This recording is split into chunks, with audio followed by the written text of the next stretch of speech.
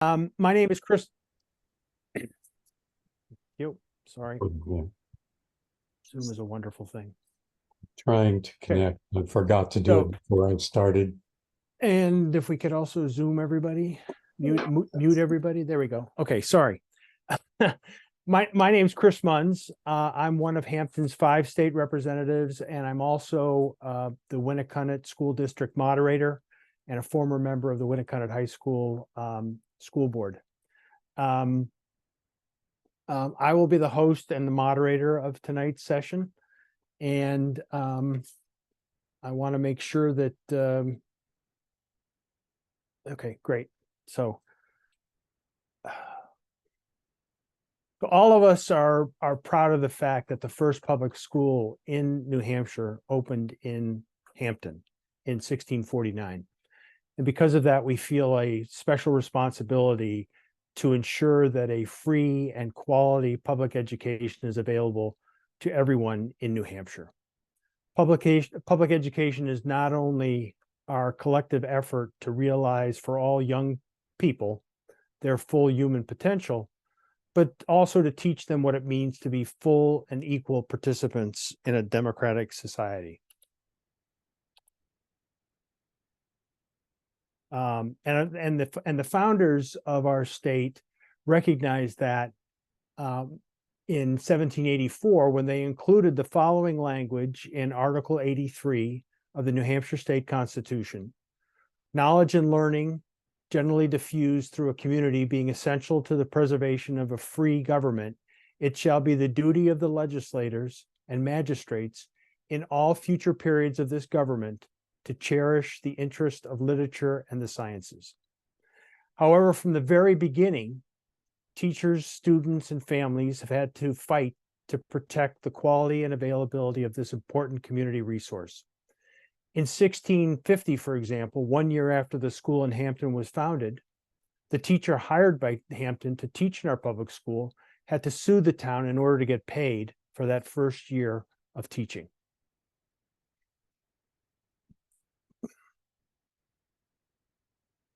Unfortunately, the threats to public education are only escalating. In tonight's presentation, we're going to provide you with a quick overview of what some of those more serious threats are. We will delve into each of these in more detail in subsequent Zoom sessions.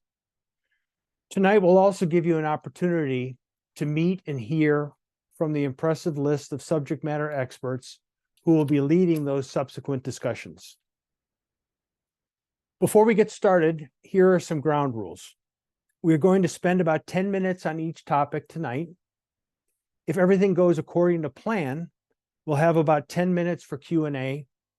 Please hold your questions until then, or include them in the chat, and I will be moderating that Q&A session when we get to it. We are going to be muting everyone except the speakers. And as you already know, we are recording this session. So without further ado, let's get started. And I'd like to introduce our first couple of speakers who are going to talk about the issue of teachers and curriculum under attack. Sarah Robinson, who is the Education Justice Director for Granite State Progress. Andy Gushy, who's a teacher at Winnicott High School and the president of the Seacoast Education Association, and Meg Tuttle, who's the president of NEA New Hampshire. So, Sarah, I'll turn it over to you. Hi, everyone. Thank you so much for the opportunity to be here. I'm just going to get right into it. We really do have our biggest threat, I would say, to teachers and curriculum is our commissioner, Frank Edelblut. Specifically his efforts to attempt both from a legislative standpoint and administrative rules standpoint, what curriculum is required within schools, as well as creating an environment in our state where teachers are afraid to speak out for what their students and their classrooms require for fear of retaliation. We don't suspect that it would be the commissioner retaliating against those educators. It would be members of their own community who could identify them and potentially make their working life and home life very difficult. And we've seen examples of that across the state.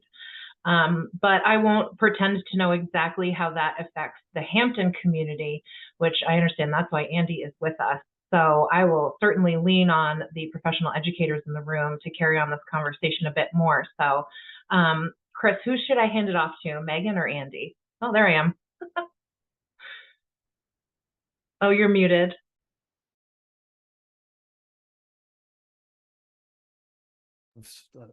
I love Zoom. Hey, I think Megan was going to go next. Thank you. Yeah, I echo everything that Sarah said. I'm sure Andy's going to have some more, and I know in December we can get into a lot more, more into the weeds about what's actually happening. But you know, last year we saw a lot of bills that were going through that the penalty was that teachers were going to lose their license to teach. And that's a pretty big penalty for, you know, breaking a law, especially when it comes to things like trying to just teach the honest truth history of our country. I mean, it's not a pretty history. I taught 8th grade social studies for 18 years, and I taught US history that entire time, and it's not a pretty history. We have the commissioner, you know, trying to take content out of the schools so that, you know, we don't have to have teachers teaching any of the unified arts or the allied arts, music, arts, foreign languages, things like that. What Sarah was talking about with the divisive concepts, I mean, this has put a chilling effect. I can't even tell you the chilling effect that it's had in communities across the state, not just in the Seacoast area, but all across the state, where teachers aren't teaching what they normally would teach. They're not teaching curriculum that's been pre-approved. And my dog even gets upset about this. I apologize. You know, they're not letting kids have the open and honest discussions and teaching them critical thinking skills. And they're not doing that because they're afraid of losing their license potentially to teach. The lawsuit that's going through right now that we have talks about how vague divisive concepts is. And it's extremely vague. We've asked for, you know, specifics on curriculum and books that shouldn't be taught in schools, and we got no answers. So, you know, December, we're going to have a lot more information on this, on the specifics of the chilling effect. And I'll turn it over to Andy at this point. Thank you. Thank you, Megan.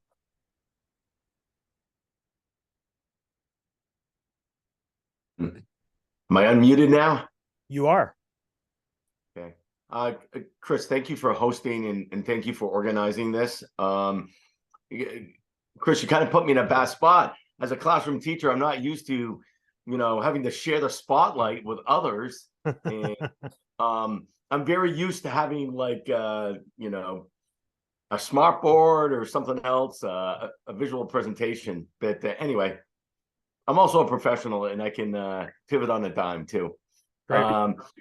Yeah, but thank you to the introduction from Sarah and Megan, and I can certainly go further with that. And Megan kind of stole some of my thunder because she used some of the same words that I would describe as a classroom teacher for the last 27 years. That all this has a chilling effect on the practice of teaching and learning and being in that classroom kind of like every day. And it's not theoretical. It's not an ideological discussion or debate. It's something that like the classroom teacher has to deal with on a daily basis.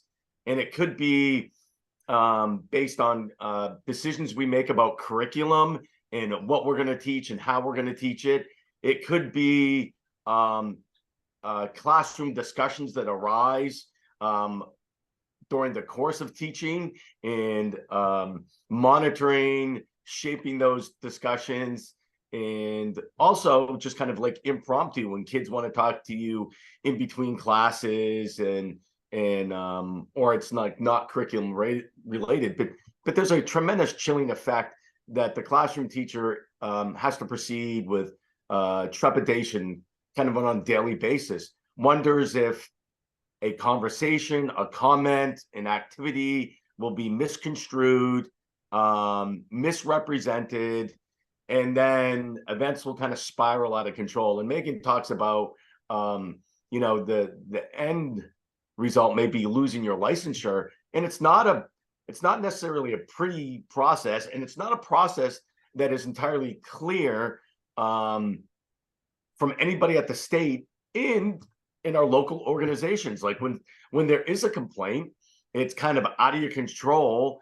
And sometimes it's out of the district's control and somebody has to investigate. So all teachers are taking this seriously, but at the same time, they're remaining professional and doing their jobs. And for the most part, I think the students are great, and we enjoy in the Seacoast wonderful support from the community. And so when we discuss this, I think to a certain degree, we're discussing some fringe elements that are really influencing what we have to face on a daily basis.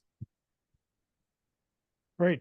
So I'm gonna exercise my privileges as the moderator to kind of throw a question at you right now, Andy. So some of the stuff that you and Megan were talking about, I mean, this is actually happening on the Seacoast right now, correct? I mean, there are teachers that are feeling this in our schools, in our neighborhood. It's not just something that's happening in Manchester or Concord or Nashua. Is that correct? That is absolutely correct.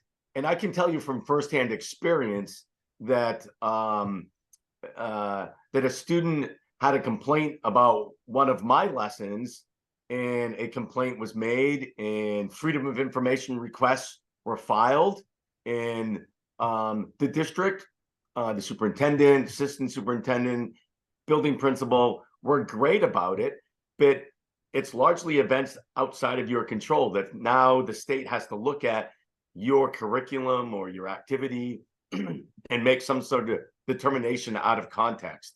I know that last year our superintendent was dealing with reams and reams of freedom of information requests about all sorts of stuff. So it's not theoretical. It's here. It's happening. And if we don't acknowledge it and do something about it, it's only going to escalate or embolden those kind of fringe elements. Okay, great. All right. Well, thank you. And we're going to talk about this topic in much more detail on December 13th. And hopefully, people will want to come back, and we'll be we're very fortunate in that Sarah, Megan, and Andy will join us again then, and we can delve into this a lot more detail. So thank you. So Sarah gets to do double duty tonight.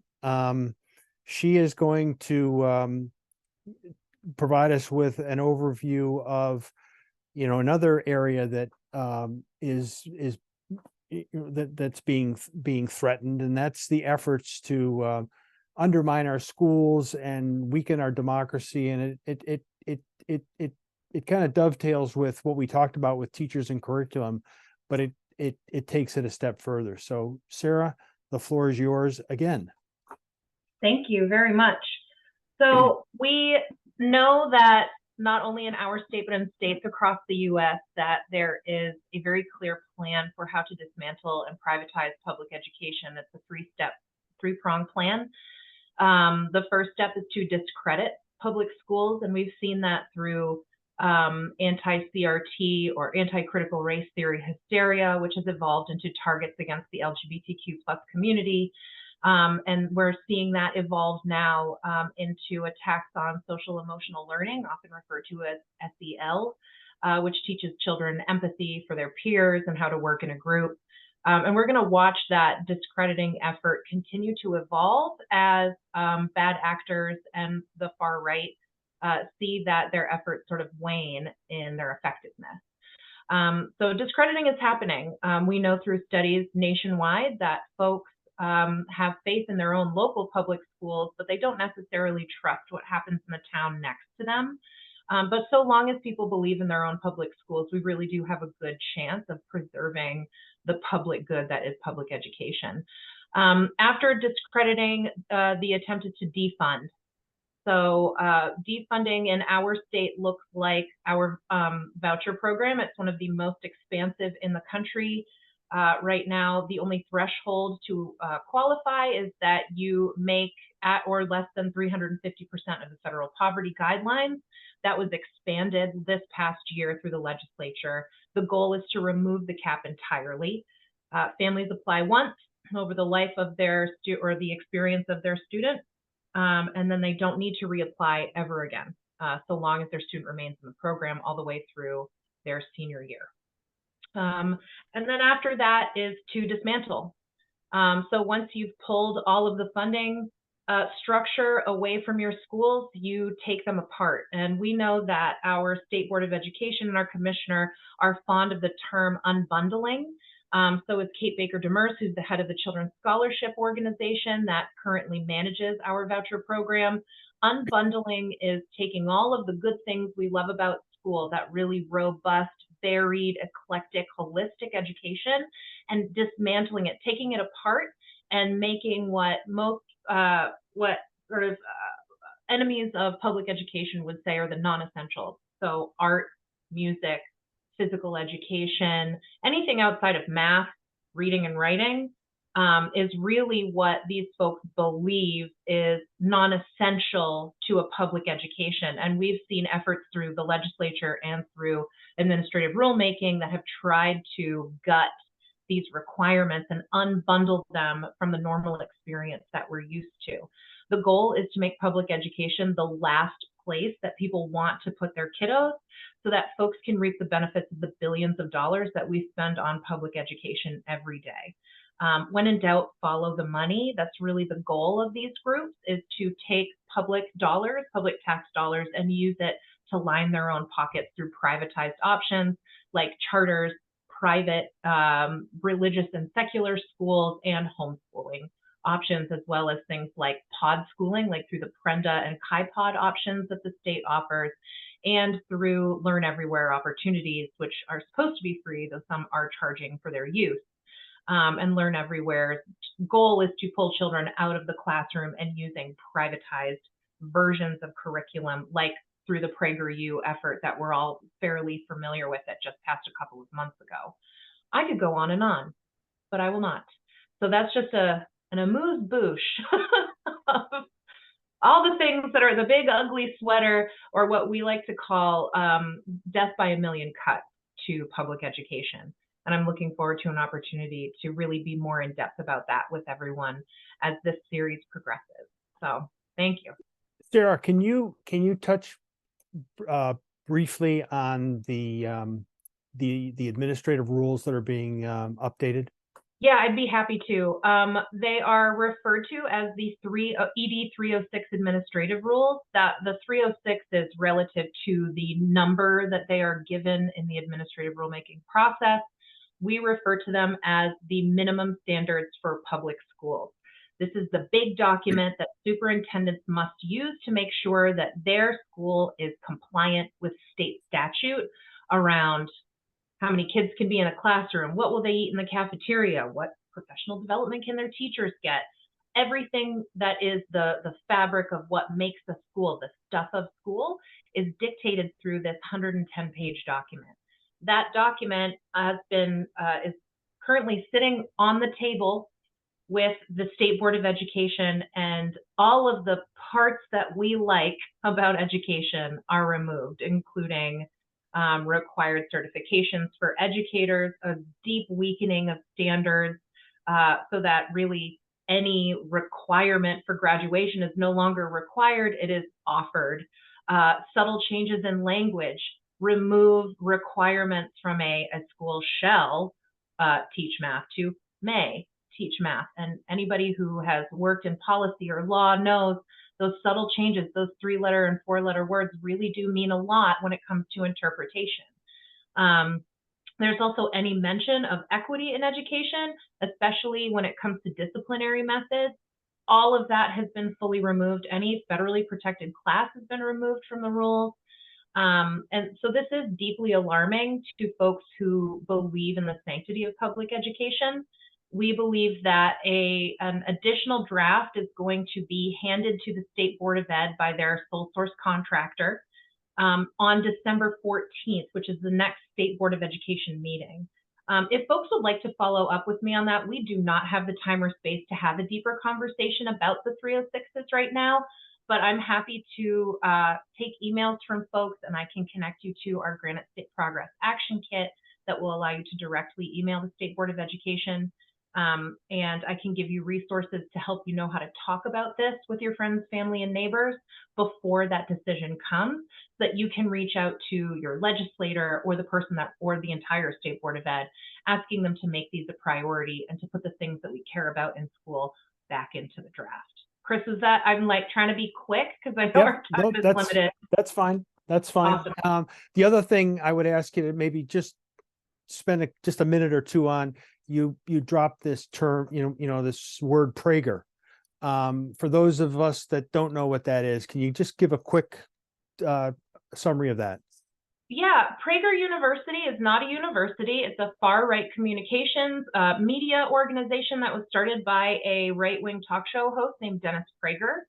It has been tied to what we call the alt-right pipeline on YouTube. It's a gateway for young people to sort of, the algorithm bends towards radicalization, and PragerU is part of that downward spiral through social media and through YouTube. They have recently been accepted in Texas and Florida to be able to provide curriculum within districts. They have been approved in New Hampshire to provide a financial literacy course through our Learn Everywhere program. It's 15 5-minute videos that are supposed to be equivalent to a half credit's worth of financial literacy, which is already offered in districts across the state in a very robust way. It doesn't meet our expected standards. There are other offerings through Learn Everywhere, like Fit Money, which is actually like a 31-hour course. But Prager also courted our commissioner, who flew out to Utah right before they were accepted by our State Board of Ed and participated in their annual gathering, and was his flight and hotel was taken care of by Prager. So there was compensation there. So we know that he already had every intention of approving their curriculum, no matter what New Hampshire people said or asked him to do, which is sort of just par for the course, unfortunately, with Frank Edelblut. Okay, great. So, and we can certainly get into that, get into more detail in that as well when we have the follow-up session, and that session is scheduled for January 10th. So, if you liked what you heard from Sarah or didn't like what you heard, if you know what I mean, please plan on coming to the session on January 10th. So thank you, Sarah. You're off the hook for the rest of the hour. So thank you very much. Our next speaker is Zach Sheehan. He is the executive director for the New Hampshire School Funding Fairness Project.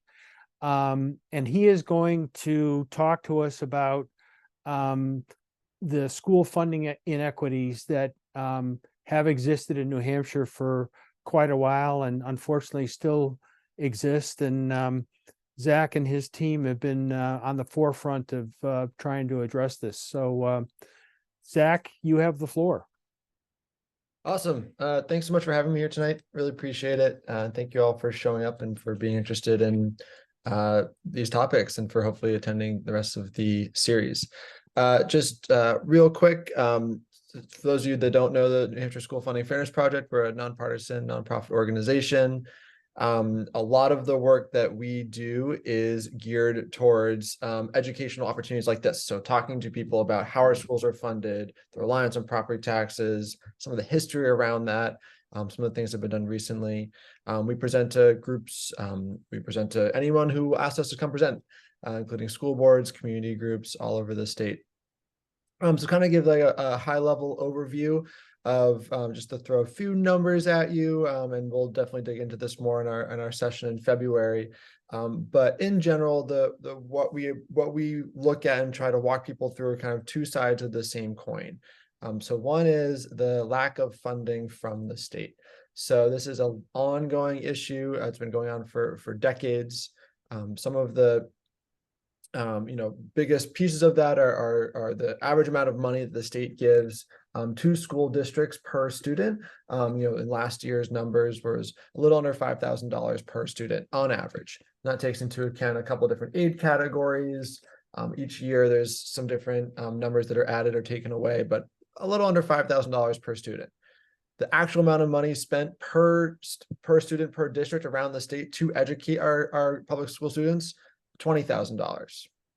So there's this huge disparity, and there has been for years, and this disparity exists in every single district, where the amount of money given to school districts from the state is nowhere close, and not based really in any reality, to how much it actually costs to educate our students.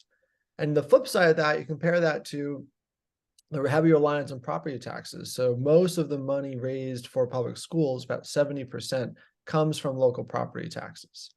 And we like to say, in theory, this wouldn't really be a problem if the value of the properties followed the number of students, right? The higher property values, the more students. But obviously, that's not how demographics or house values work in the state. And so what we have is a system where if you live in a community that happens to have, on average, higher property values, and in general, the biggest indicators of that are, do you have a seacoast? Do you have lakefront? Do you happen to have a ski mountain?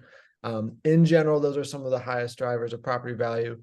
Those are communities that are able to keep their taxes relatively lower and still raise enough money for their schools. Those are the communities that, if they're looking at a new teacher contract and they want to increase teacher pay to be able to keep and retain good quality teachers, there's less turnover in those schools, which has dramatic positive impacts for their schools and their students. Maybe the ask to the voters is $1 per thousand on their property taxes. Whereas 2 towns over, the same community wants to do the same thing for their students and for their teachers, but they would need to have a $3 increase, right? And so you kind of have these disparities play out around the state in who has the ability to engage in the system. And we see, communities, Berlin, Pittsfield, Claremont, all over the state that are really struggling and continue to struggle year after year because of this reliance on property taxes and lack of funding from the state.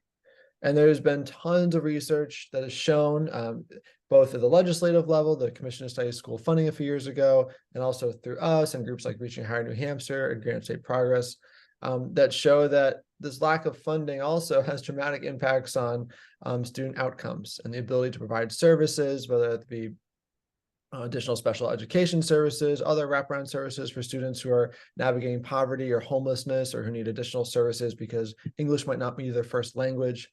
It has a huge impact on the ability to pay teachers and retain them. And so this funding kind of just comes back again and again and again. And 2 other pieces I'll hit. I'm happy to answer any questions. The 2 other parts of the equation here. One is some ongoing lawsuits. And so we have a history in New Hampshire of school districts, students, citizens, parents suing the state when the state was not standing up to its obligation to fund and pay for public education. And some of the most landmark cases were back in the 90s, the Claremont lawsuits. And really the Supreme Court found that it's the right and the responsibility of the state to fund an adequate education for our public school system, and they need to use uniform and fair taxes to do that, neither of which are happening today. So right now we have 2 ongoing lawsuits. One is called the Conval lawsuit. It's the first name plaintiff, the Conval School District in Peterborough and the surrounding towns, that are effectively arguing that the state is not giving enough money to school districts. It's nowhere near how much it costs. Again, that 5-ish thousand versus 20,000. They had a hearing in April last year, and we expect a decision, honestly, like a month ago.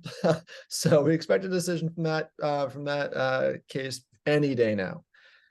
The other lawsuit is the Rand lawsuit. It's a group of taxpayers that sued the state. They filed about a year and a half ago in June 2022, effectively arguing that as taxpayers, their local property tax rates to pay for schools varied so dramatically, even within a single school district, and that since that's the state's responsibility, their rights are being violated to be taxed uniformly as citizens for a public good in this state. So the 2 ongoing lawsuits, we follow both of them and kind of try to explain them, break them down, help people understand why they're happening, what the impacts might be. And one last piece is the legislative element.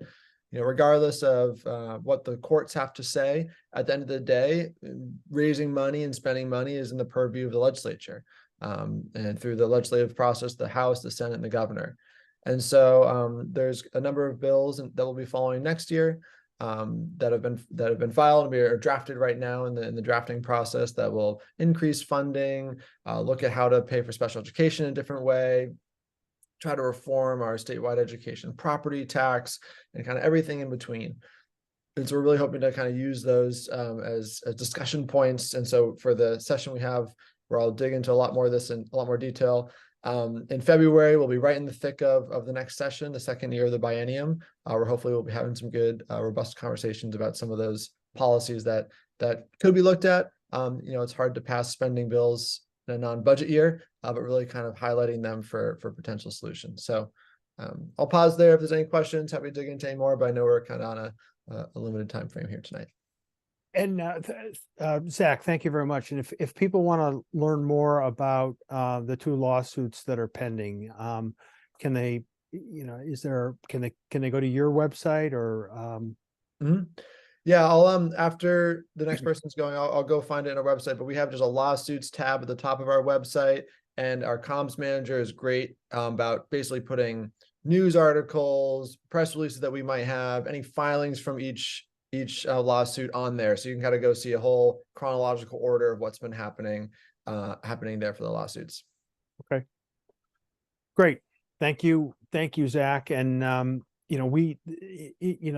whole funding issue is it's incredibly complex, and I'm thrilled that Zach has agreed to come back on February 7th to spend an hour trying to educate us all on it, and hopefully, helping us better understand what's going on. So thank you, Zach. The final issue that we're going to cover tonight and in the series that we've put together is what we're calling the Republican War on Education. Vouchers are just the opening salvo. I'm very happy that two of my colleagues from the New Hampshire House have agreed to lead this discussion both tonight and in February. Mel Myler is a New Hampshire State representative from Merrimack. He is the ranking Democratic member of the House Committee on Education and has been serving on the Education Committee for too many years. A lot of time. And we also have Peggy Balboni, who is a New Hampshire State representative representing Northampton, Rye, and Greenland. This is her first term, and she's doing a fabulous job, and I'm thrilled that she's going to be able to speak to you tonight as well. So Mel, I think I'll put you on the spot first, and then you can throw it over to Peggy when it's the right time. So take it away.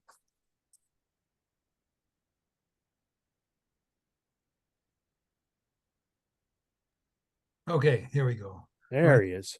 First of all, thanks Chris and the Hampton Democrats for developing this program, because it is important. I think to start off with, let's realize that public schools really are the foundation of democracy. Public schools take all kinds of students, whether you're bright, whether you've got problems, whether you're physically able, physically disabled, we take all kinds of students. And it's within that ecumenity kind of a environment that we have schools, is that kids have to learn to deal with one another.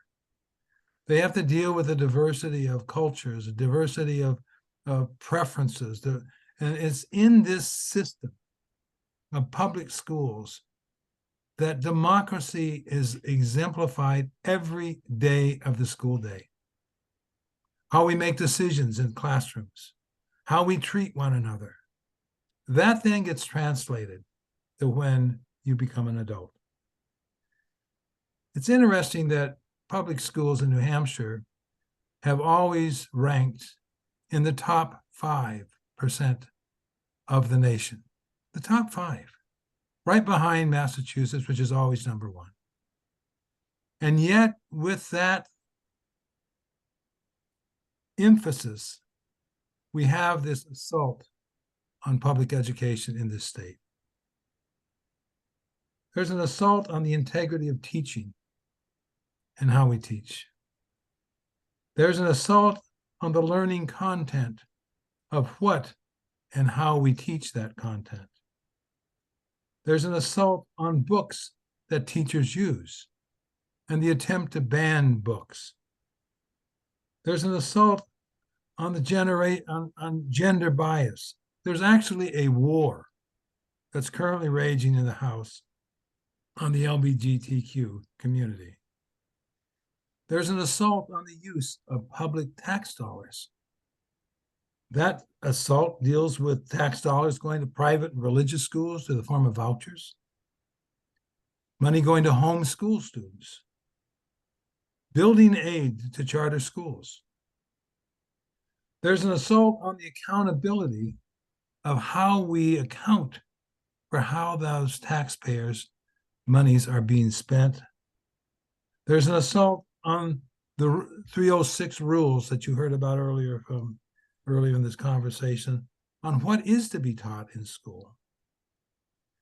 There's an assault on the relationship between teachers and parents. There's an assault on school funding. And no one in the legislature, few in the legislature, have historically wanted to deal with this. We've had court suits that basically have said, legislature, fix this inequity. And the legislature has failed to do this. And all this assault is being led by a Republican Party that's become very extreme. And I want to emphasize that. The Republican Party that was my mom's Republican Party is no longer the same Republican Party. It's led by extreme libertarians that are driving the agenda of that party. And I also have to add the Commissioner Edelblut. Commissioner Edelblut has no interest in public schools. 87% of the 160,000 kids that are available to go to public schools, he doesn't care about. He only is concerned about those 4,000 kids that are either getting EFA vouchers or those who are in charter schools. He doesn't care about public schools. So in the future, what we will be doing, we're going to be assessing each of those assaults through this program that the Dems are sponsoring here in Hampton. And we will be looking that over, and I really invite all of you to be here to get an in-depth view of exactly what's happening across this state as it relates to public education. Thank you, Mel. Peggy, you want to add some thoughts? Yes, thanks for having me. As a new rep, I've learned a lot, and I really appreciate being on the education committee most of the time. I think that some of our meetings are very interesting, and what Mel said is exactly true. There's a lot of people that are on our committee that have nothing to do with public education. They've homeschooled their children or they've sent them to private schools. So public education isn't their focus. So just to tag on a little what Mel's saying, I mean, what it means to us, think about some of those impacts in terms of tax burden, what's going to happen here in our schools, because they keep telling you that the EFA vouchers are going to save you money. Well, that's not true. I mean, if you can listen to a lot of what they say, and it's just not true, because most of the children that are in the EFA programs were already there or already homeschooled. So there is no cost savings there. And the children that are actually going to be staying in the public schools are always going to be the children that need special education services. And those are the services that are the most expensive for the tax for your school districts to pay. And the other thing to keep in mind is there is really no comparison in terms of, EFAs and what children are learning in private schools and what children are learning in public schools, because there is no comparison. The test data is not there. And for them to say that you can't claim that our kids are doing better because there's no data to support that at all. It all comes down to what we hear constantly in our committee is parental satisfaction. And I'm sure everybody heard about the results of the lawsuit today. And I just want to add something to it. I just read an article right before I sat down for this about the court decision that essentially claims that the use of the educational trust fund dollars can be used to fund the education freedom accounts. And part of that decision was based on a statute that was changed to the last session that specifically allowed that. And again, it comes down to how many people are in the room when we vote. And that one got put through. And that's a continual struggle for us, is that, we can't change things sometimes, because even if we do pass something in the House, it either gets stalled in the Senate or stalled in the Finance Committee. And so we're stuck. So we're hoping that at least, with the next voting cycle, that we can make a change that way. But I thought it was pretty interesting just to end this. Just so you know that the education freedom accounts aren't going anywhere. I mean, the best we can hope for is what we keep trying to do, is to put guardrails on them. And my majority leader Osborne was quoted as saying how the EFAs are wildly successful, again, because it comes down to parental satisfaction. Oh, more people are taking them, so that means they're successful. But this was his quote. He says, "I look forward to passing legislation in the next session to expand this successful program and allow more families to take advantage of opportunities to help their children excel." So it's clear, the writing's on the wall. That's what we're going to be looking at. Again, next session is further expansions of that program. Great. Thank you, Peggy. And a lot of this, again, we will delve into in much more detail. And that session is currently scheduled for the last week in February, but I've been reminded by several people that is school vacation week in New Hampshire, so we may have to push that date a little bit. But so stay tuned for details. But either way, I mean, as Mel mentioned, we will be thick into the next session, and we'll be able to provide you with a kind of real-time update on what's going on. So that's that's the overview of the areas that we want to focus in on in the sessions that are to come. And I want to thank our presenters for coming tonight. And particularly thank them for staying on topic and staying on time. And that gives us plenty of time for questions.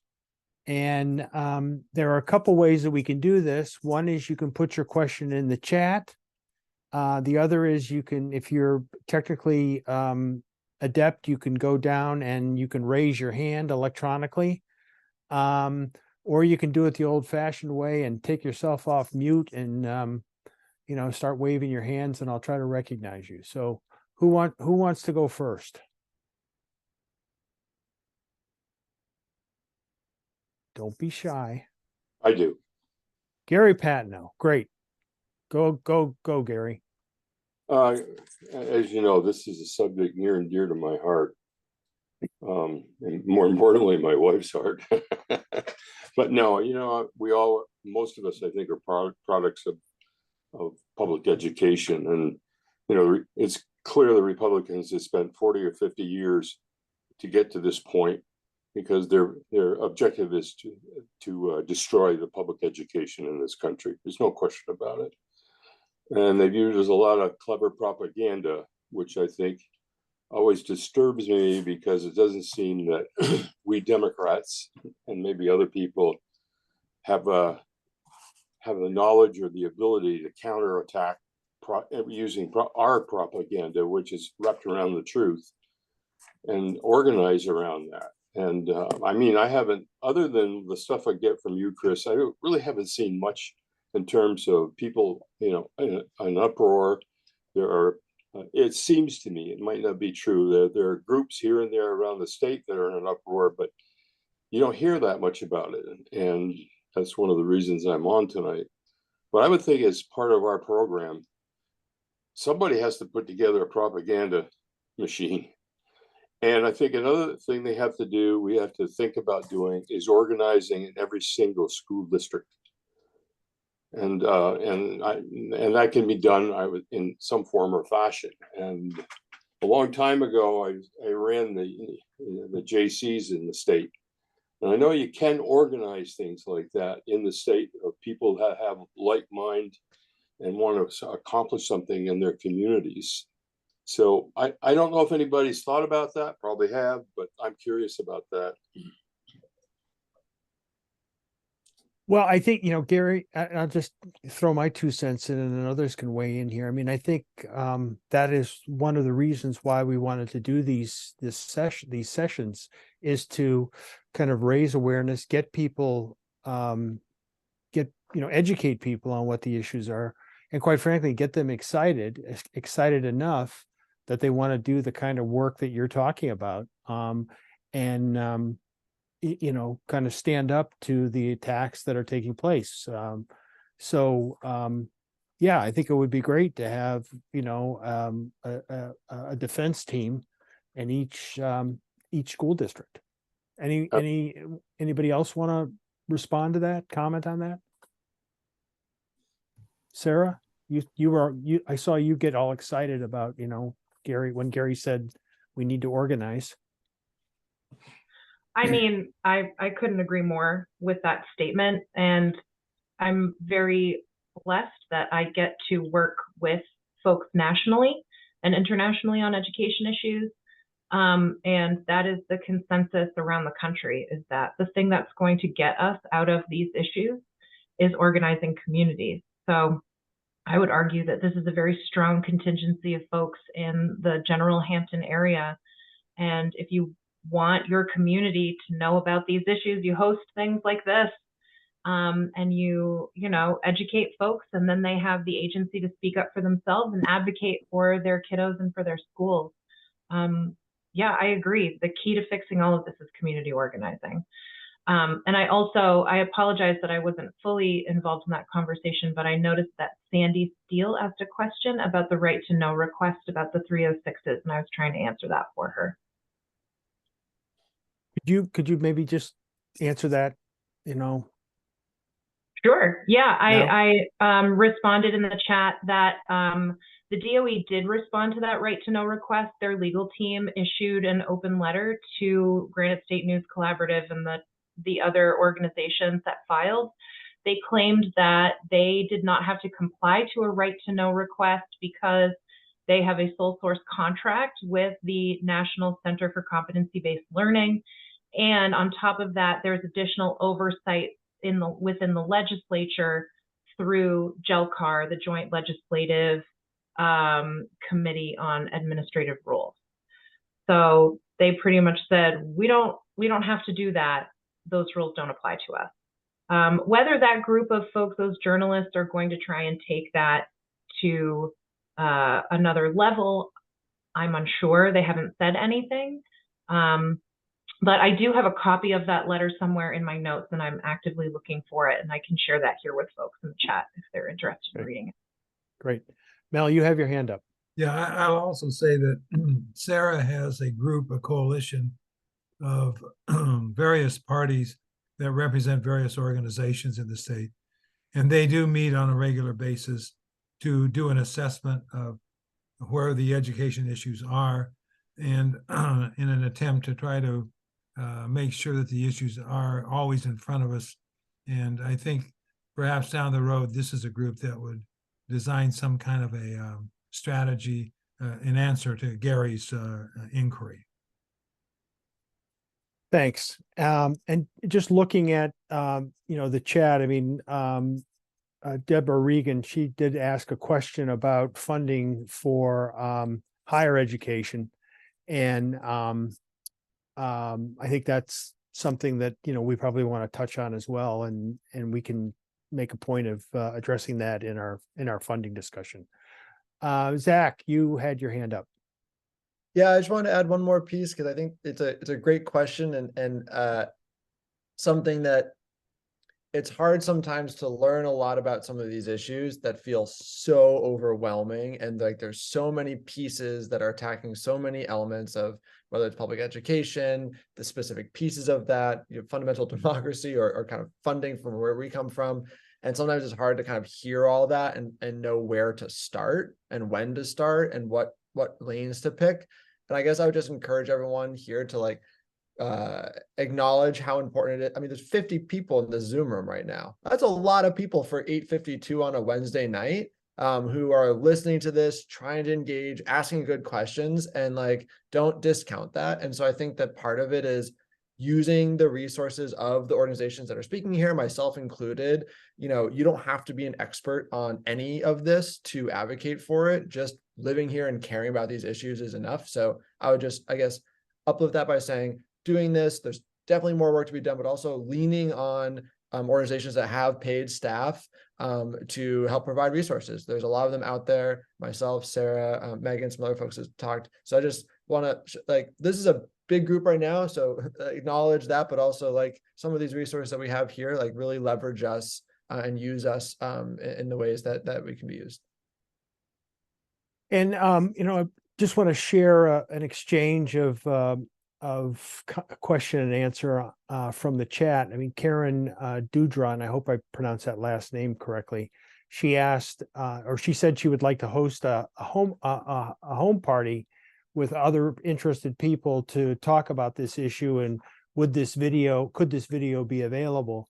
And the answer is that we can make that happen if somebody else wants to also hold a house party. So that's how we grow this organically. And the more people that quite frankly, the more people who can see tonight's presentation and hear from the subject matter experts about what we're going to talk about in more detail, the better, the better for all of us, because we can bring more people to those follow-up discussions.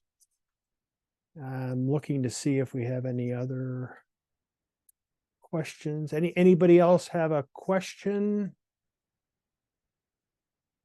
I have another question. How much help can we get from the national organizations? The national organizations, which organizations do you mean? Well, any that are involved with education, and national teachers organizations, and I don't know if there are other organizations out there that are fighting this problem, because it's a problem now all in every state in the union.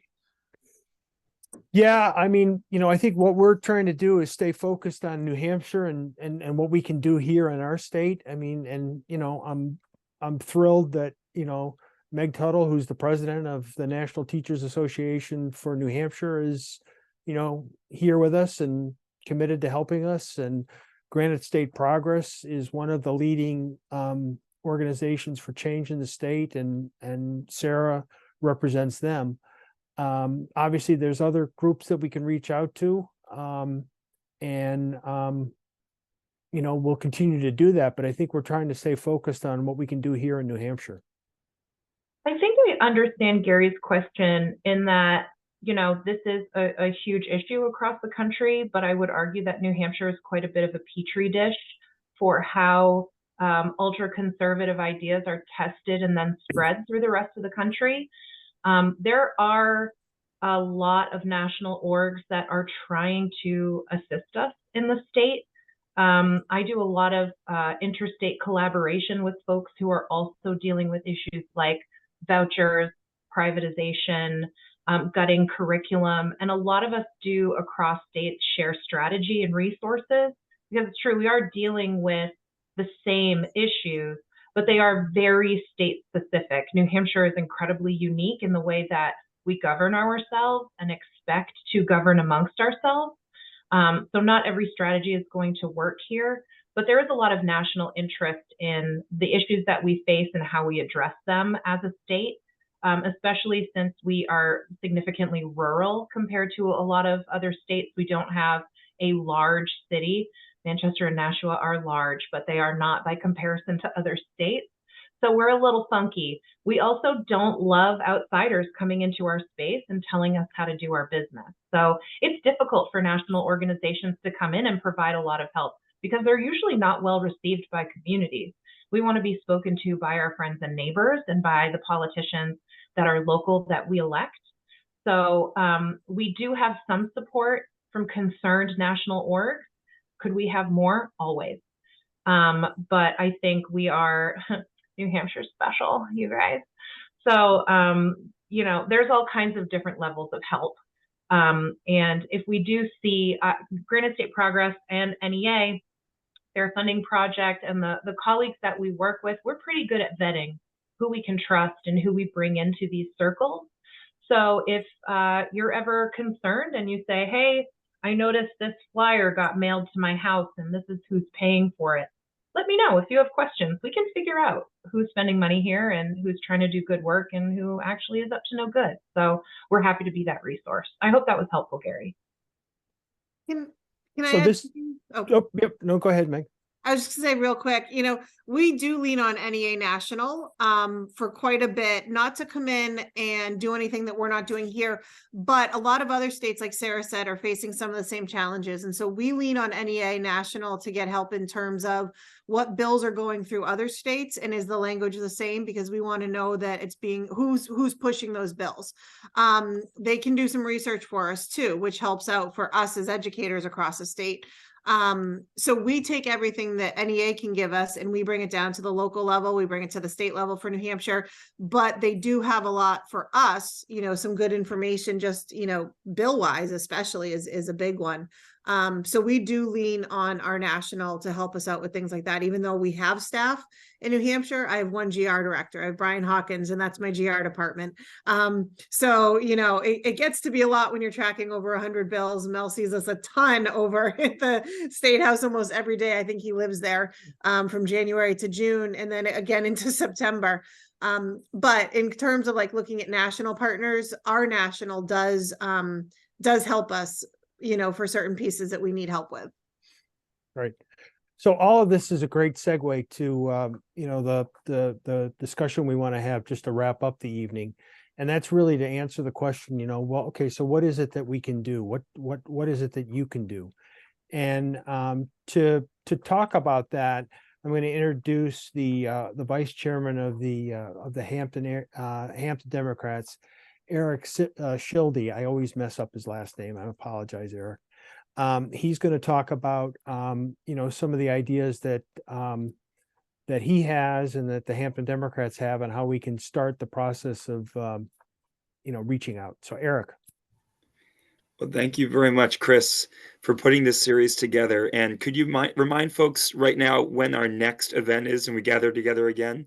I will put up a slide while you're talking. Excellent, excellent. So, yes, sorry, I'm recovering from some laryngitis.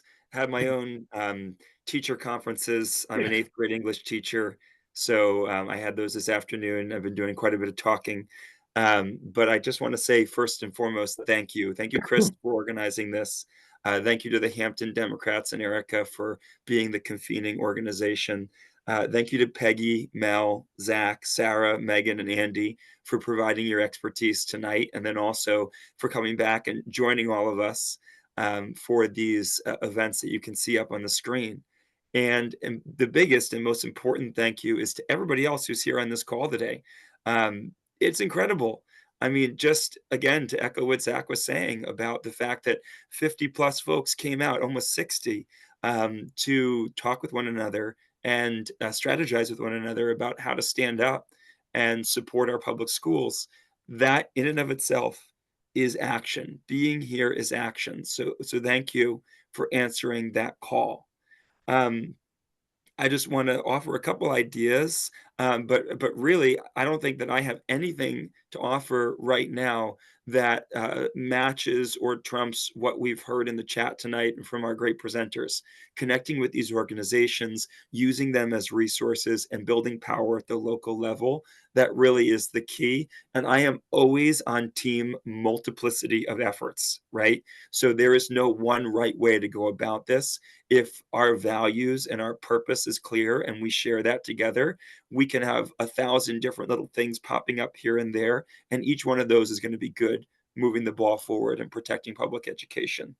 One thing I just wanted to mention that's, I think, been true both today and historically when it comes to public schools is this real sort of quirk in the United States called local control, right?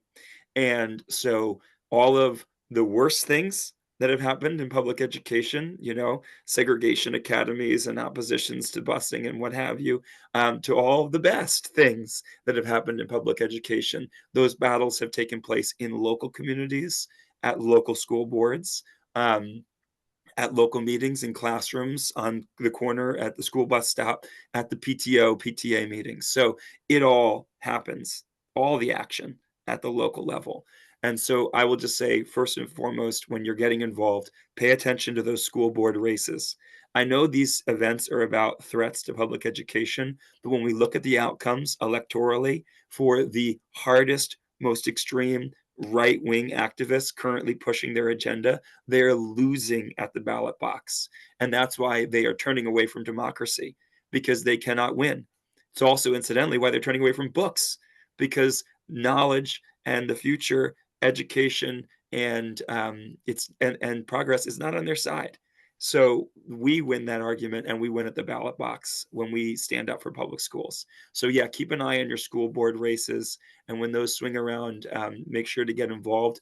Lots of ways with the Hampton Democrats for you to do that, and you can also connect with your local Democratic committees to know how you can help support that effort. The other thing I wanted to mention were those Ed 306 rules. There are meetings that concern the promulgation of those rules that we want to attend.